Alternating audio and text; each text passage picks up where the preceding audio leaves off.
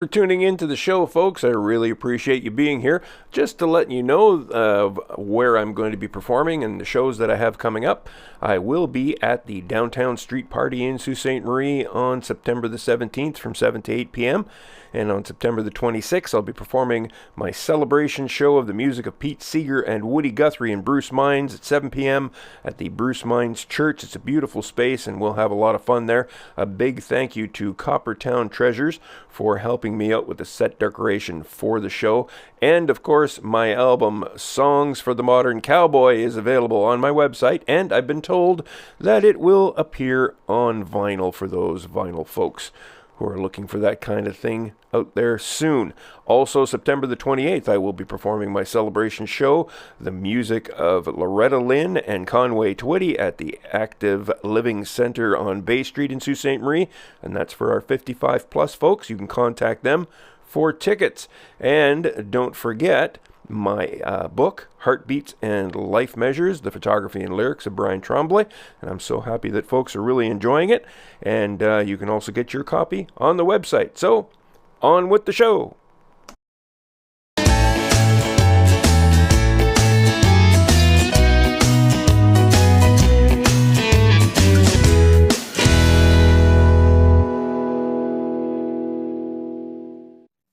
Hey folks, and welcome to another episode of the Lonesome Cowboy Podcast. And today I have as my special guest a Barrie, Ontario, Toronto musician, Kevin Asher. Hey Kevin, how are you?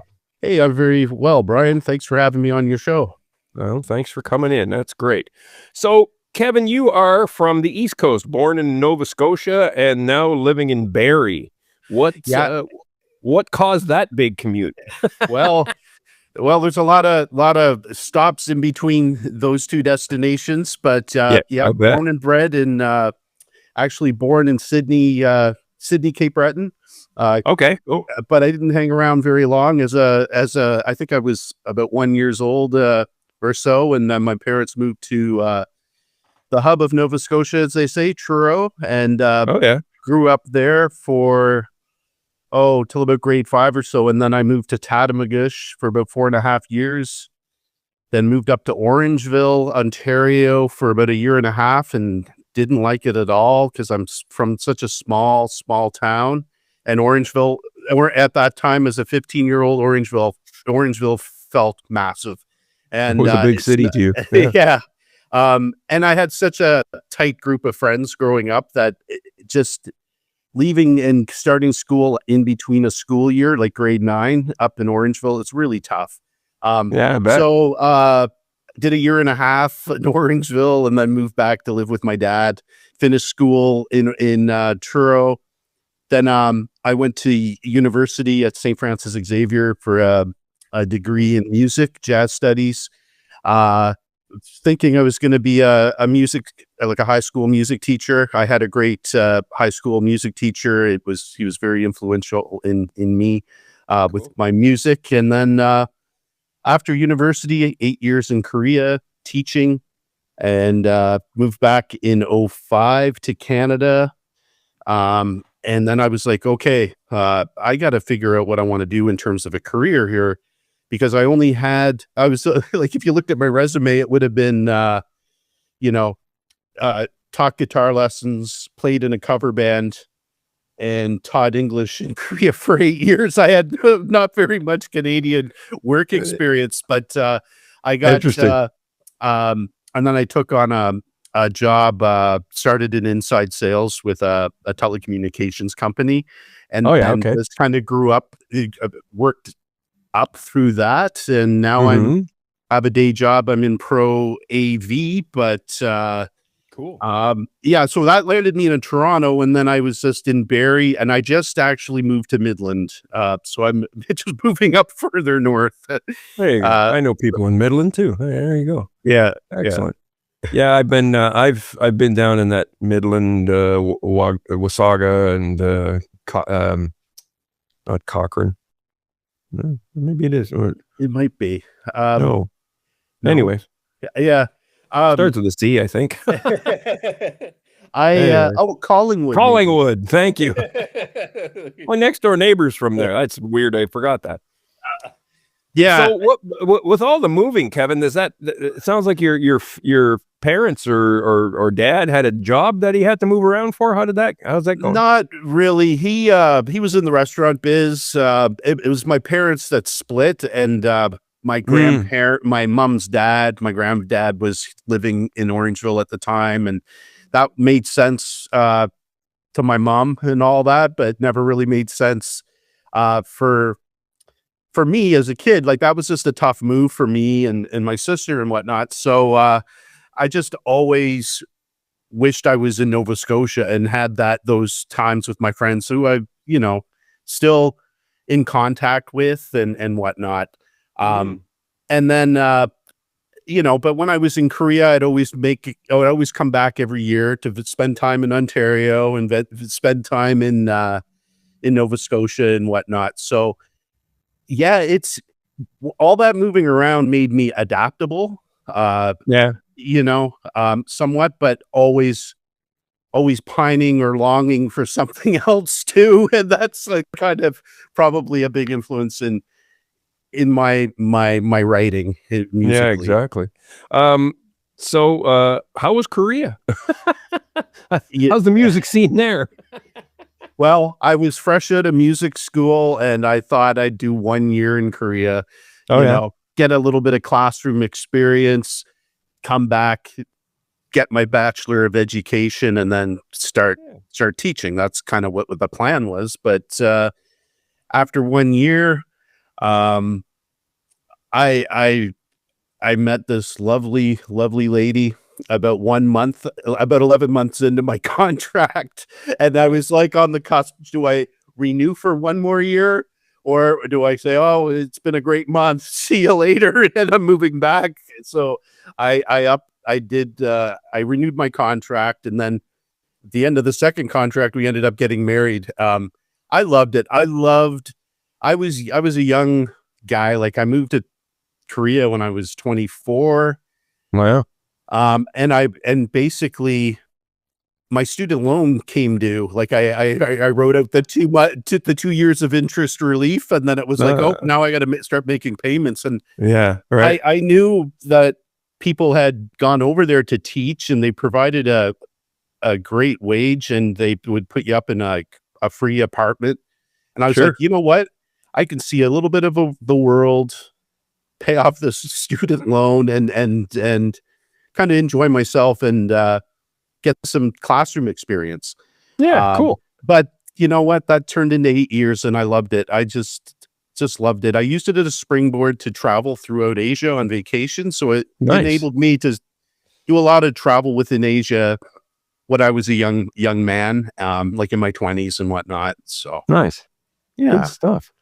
You got a pretty classic country sound, Kevin. Rather than saying what your influences are, tell me some of your favorite classic country albums. Well, 2 come to mind right off the top.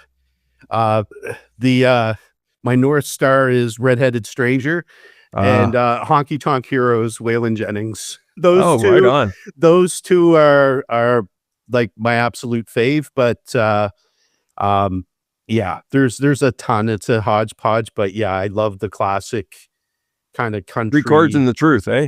Yeah, yeah, absolutely. That's awesome. Yeah, I always talk about influences, and I go, not influences. I want to know what you're listening to. That tells more than anything else does, Yeah. So, you got a new album out, and it's your latest one with the Barn Burners. Yeah. And so tell us about this iteration. I know you've had other musicians on your album, but you've just gone under your own name. So now you're adding in the band. So tell me about that situation. Well, basically it's a similar lineup to my first Dawn album in terms of the musicians. A lot Pete Nickerson, who he plays drums, he does the mixing and whatnot. He was heavily on First Dawn, but on the sessions for the Bonds We Break, the latest album, it was more more songs were with the full band. A lot of the stuff on First Dawn would be either myself and another instrument, and there's only a few full band songs on that album. The rest were kind of just more sparse. It's a little more sparse, I guess, with the instruments. I wanted to pay homage to the band because so many wicked performances there. Like we have Sean Badams on fiddle, who's ripping it up on a few things, and Cool. Sue McCluskey, who's actually plays in Standard Electric, like an indie rock band with Pete. She's a multi-instrumentalist, playing banjo and bass, background vocals throughout the album. And my pedal steel guy who's playing on there, Travis Talbert, he's based out of Kentucky, and been working with him for the last maybe 5 years or so. And just an interesting story how I met him. I just through Instagram. He was following him because I was following his bands, and we see who he plays with, and he plays with he was playing with Arlo McKinley, who was out of Cincinnati.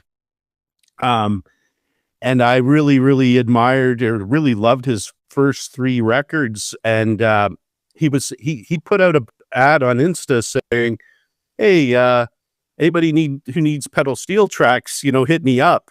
And the thing is like, this is the thing about me is I didn't see the offer and just say, I'm hitting him up. I had to battle 2 weeks of self-doubt. He's not going to want to play with a guy like me. Nobody knows who I am, or, is he even going to like my music? Because like, that's kind of, and I just sat on it for 2 weeks. Just like, oh no, but what if, like, you know what? And then one day, I don't know, I felt brave. I just reached out, and it's just been a great working relationship. Like, he's even on some of my singles and stuff, he's playing pedal steel with me, and everything. Nice. I send, it's a pleasure to work with. Really awesome guy and an awesome musician. Yeah. So I know you've done some live playing, and I've just seen you basically up there solo by yourself. Do you have a band that you tote around? Is it the Barn Burners or a form thereof? Not yet, really. See, with my full-time job, I have to kind of I have a limited time on what I can spend on music. And because being an indie artist, as you well know, you got to do everything. And yeah. And then I have to put priority. And for me, I'm thinking, right now I have a ton of songs still that haven't seen the light of day in terms of recording. I want to work through this and get my stuff released, or the better stuff, and work through that. It's going to outlast me. It'll be something to leave behind, whatnot.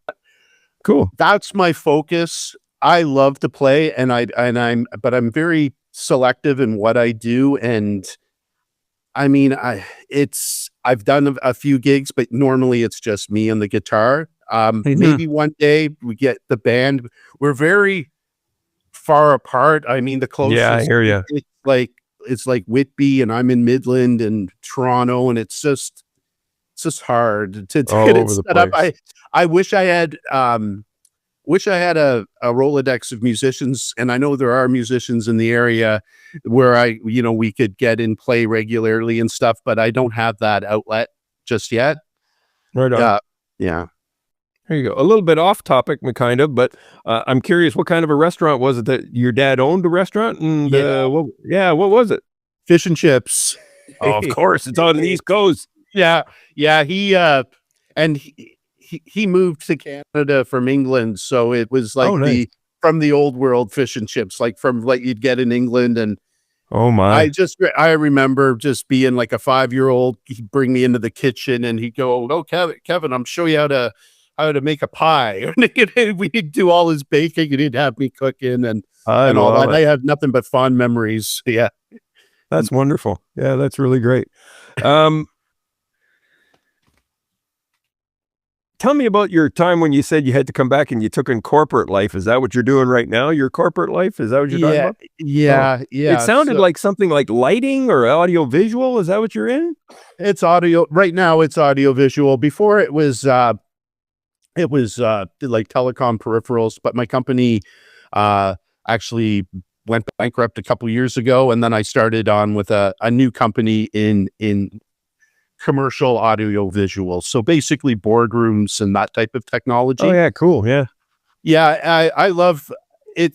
It's dynamic. I learn new things about it every day, and it's just it's a busy space, but very challenging, but also rewarding.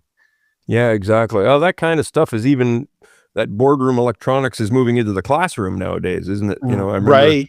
the Yeah. magic boards. I remember when my wife was doing a bit of teaching there. Yeah. And we do that as well. Like professionally, that's what I do. Cool. Yeah, I work from home, which is nice. So I don't have no commute. So gives me more time to write and to chip away at the music, as That's they pretty say. good. So, Yeah. um, your marriage ended, and then you Yeah. started writing songs at a frantic pace. Well, I think it's marked in your EPK there that you were 102 years. How many of those survived till this day? Well, it's funny. Yeah, but 2015, I moved out on my own after my Okay. marriage ended, and it was weird. It was so weird just being on my own. And one of the first few things I just played guitar just as a way to pass the time, and I had this $80 crappy acoustic with the action was like this high, and I was writing song after song and just like, and then I was like, you know what, I'm going to treat myself, and I put in a little bit of money and got a Taylor, Oh and wow, then there you go. my output became even more like frantic. My fingers don't bleed anymore. Yeah, um, and then and it wasn't like the country has always been an influence in me on me. Sure. But as a young man, I mean, it was Stevie Ray Vaughan, Jimi Hendrix, Van Halen, guitar kind of heavy music. But in 2015, when I was going through that pain or the adjustment of a marriage ending, I didn't reach for my Strat and my wah wah pedal. I wanted to I just picked my guitar, and then I started getting into my old albums that I remember Yeah.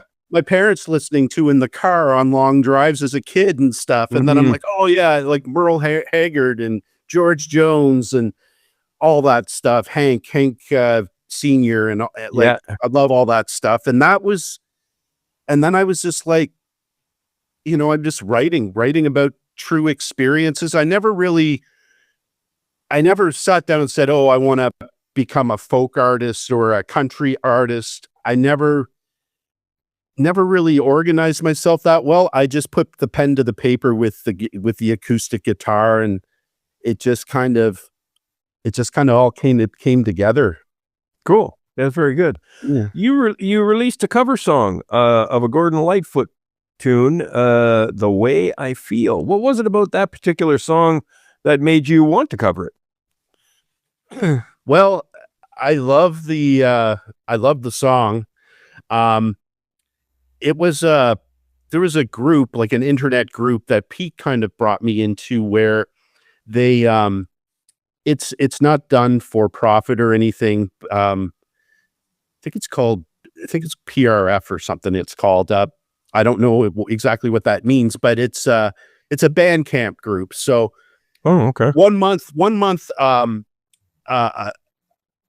an artist will say, okay, today we're covering Gordon Lightfoot's music. So all the other groups will go through his discography, choose a song, cover it, and then they vote, and then the winner picks another artist that they would cover. So they could do anything from new wave to country to heavier stuff, and and I didn't contribute every month. But this one month, Pete was like, Kev, it's Gordon Lightfoot. Is there a song you want to do? And he's a hard artist to do justice. Yeah, I know. I've and never covered that, any of his stuff, that's for sure.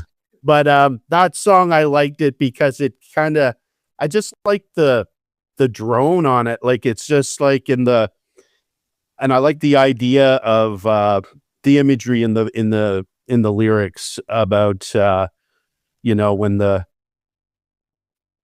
birds have flown on and the one bird is left behind, kind of thing. I don't have kids of my own. But it really spoke to me, and I just loved the imagery, I guess, and the melody, Cool. And yeah, I like that's you know what? There never has to be a reason, but sometimes there is something that compels you to do it. That's the thing. Yeah, very much so. You really took advantage of the pandemic, didn't you? And you recorded your debut album with that was all done remotely during the pandemic, was it? Well, yeah, it was in the middle of the pandemic. Things had definitely slowed down.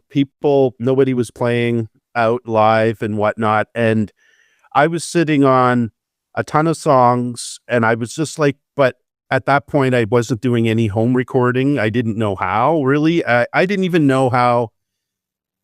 I was like, well, how do you put the music on Spotify and app? Like, that was just like, I didn't understand any of that. Yeah. So I reached out to Tom Savage in Kingston. He's pretty well known there. He's been playing for years. And I said, Tom, I'd like to record an album. I have a bunch of songs, and I sent him some demos. I said, like, we worked together and put together an album, and he had to listen to them. He says, yeah, and he had me over to his home studio, set it up, and it was 2 days. And basically each song I had 3 or 4 passes, and I was playing guitar and singing both at the same time. 4 times, like, there was no messing around. That cool. I listen to it now, and it's a little cringy. Some of the vocals are a little pitchy. Yeah, I get it. But I'm absolutely proud of that, because I was definitely in the hot seat recording that. Like, it was, and there was 0 edits. It was like taking the full takes and finding the best take and using it all. So, pretty, I don't know, pretty vulnerable, but, and cringy, but it is what it is. And you got to start somewhere, man, and I'm, like I said, I've had people, critique my work. I've asked for it. Yeah. But you can just, does it really matter? Like, they didn't provide me with a single thing I could do better. It was more subjective. You know what I mean? Yeah. And absolutely. And my philosophy too is like, like, I'm not in competition with anybody. The only person I'm competing with is myself. And I just try to improve upon each release. Maybe it's just, okay, make sure my singing's a bit like as best as it can. Like, I'm always trying to play the best I can. Yeah, of course. But and I try to do things too where it's complete full takes. I'm not punching in, singing a line and punching in. Complete full takes, minimal editing on everything, and standing behind it and being proud of it. And some of those little things that, like, I wouldn't even call them mistakes, things that you do on your recording. Maybe it's a guitar fill that you didn't rehearse, but you just put it in because you felt it at the moment. Yeah. Like, that's the magic for me. Yeah. Good stuff. Well, there you go. 2025 said it had a few highlights for you. You got yourself a house, and then you became a cat dad too, which is kind of cool.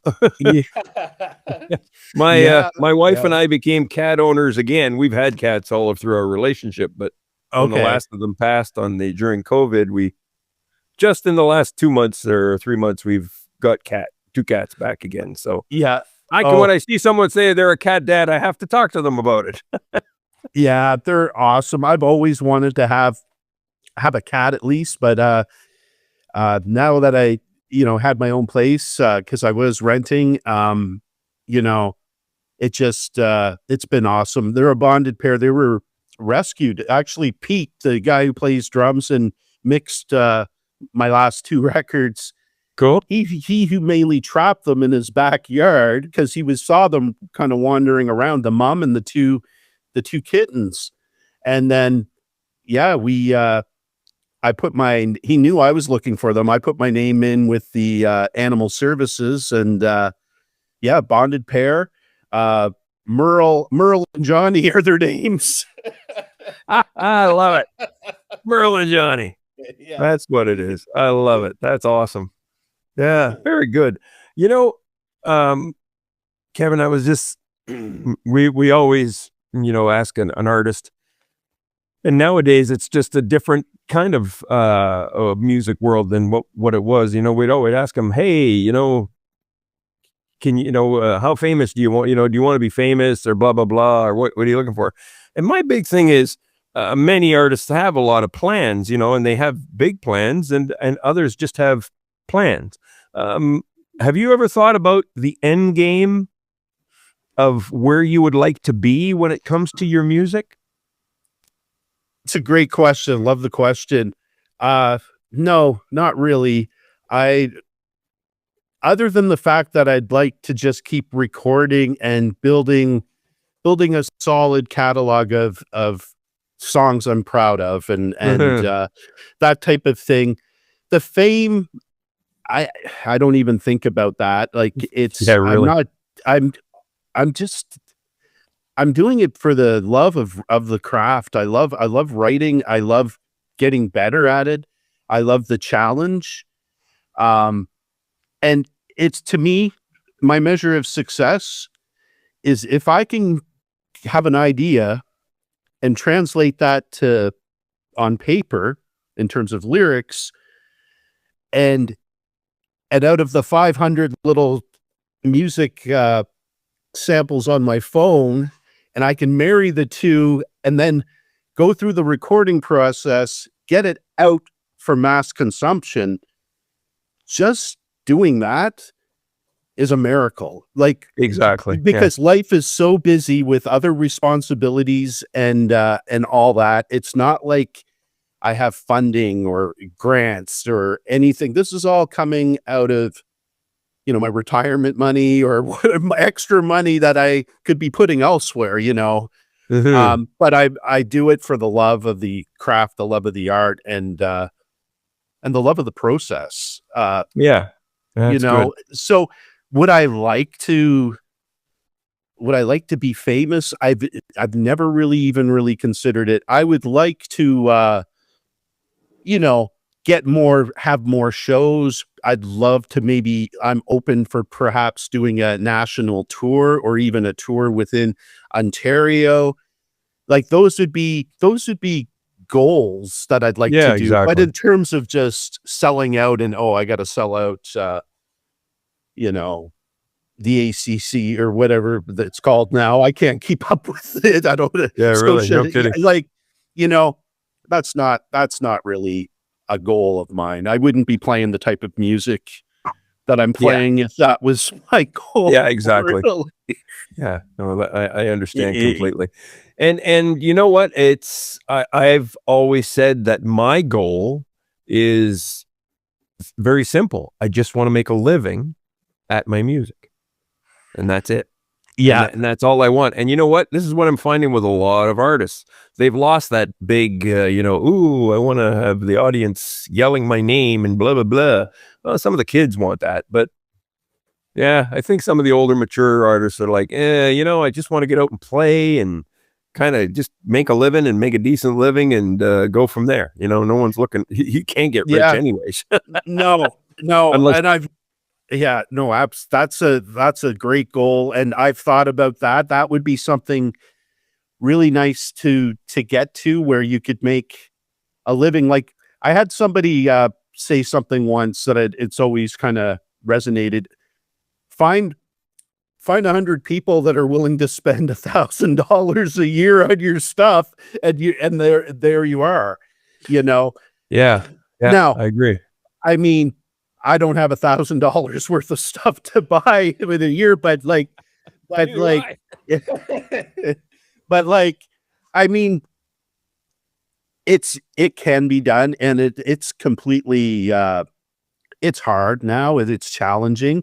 But what I'm seeing too is a lot of musicians that are actually working with each other to build, to like going in, renting the hall, going in on a triple bill, splitting the door, selling their merch, and building something together. And you have to.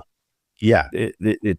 I mean, I went on tour actually for 10 days in October last year, and it went well. I had a partner there who was from the Timmins area, and we had both written historical themed albums for my area where I'm in Sault Ste. Marie, and him where he was from Timmins.